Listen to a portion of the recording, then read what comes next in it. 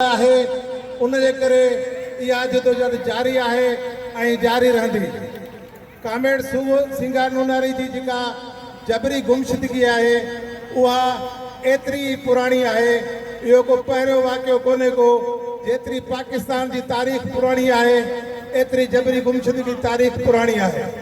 ही जबरी गुमशुदगियूं अयूब खान जे दौर खां शुरू थियूं ऐं हर फौजी डिक्टेटर के दौर में जारी रहियूं ऐं जेके नाम नहाज़ जमहूरी हुकूमतूं हुयूं उन्हनि जे दौर में भी जारी रहियूं, चाहे वह जुल्फ़िकार अली भुट्टे जी हुकूमत हुजे या जनरल ज़िया जी हुकूमत हुजे या परवेज़ मुशर्रफ जी हुकूमत हुजे या मौजूदा जेके इमरान खान जी हुकूमत आहे उन में भी ये जबरी गुमशुदगियूं जारी आहिनि। उन जे करे आउं सम्झां थो त हिन रियासत जो जेको बुनियादी फ़िलसफ़ो आहे उहो इहो आहे तो मज़लूमन के आवाज़ के ताकत के बुनियाद पे रोकजे ऐं हिननि इहे पूरी तारीख़ में ये तजुर्बा कया आहिनि पर वो मज़लूमन के आवाज़ के रोके न सघिया आहिनि।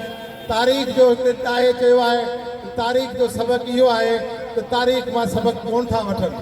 पाकिस्तानी हुक्मरान हुननि जी इस्टेब्लिशमेंट फौज या जुडिशरी या सिविल ऐं मिलिट्री जेके इदारा आहिनि उहे तारीख़ मां सबक नथा सिखनि। उन्हनि हिकिड़े हथ में मुक़दस किताब खयो आहे, ॿिए हथ में बंदूक खई आहे ऐं ॿिन्ही हवालनि सां हू मज़लूमनि जे आवाज़ खे रोकींदा रहिया आहिनि, उन्हनि खे अगवा करण जी कोशिशि कंदा रहिया आहिनि।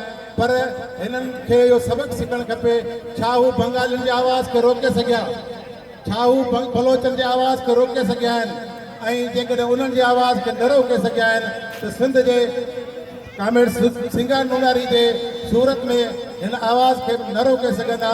ईअं न थिए सुभाणे आउं हुक्मराननि खे तंबीह थो कयां, मुतंबी कयां थो, हू ईअं न थिए जीअं बंगाल जे मसइले ते 10 सालनि खां पोइ 12 सालनि खां पोइ माफ़ी वठणी पवनि, ईअं बलोचनि ऐं सिंधियुनि खां पोइ आईंदा माफ़ी वठनि।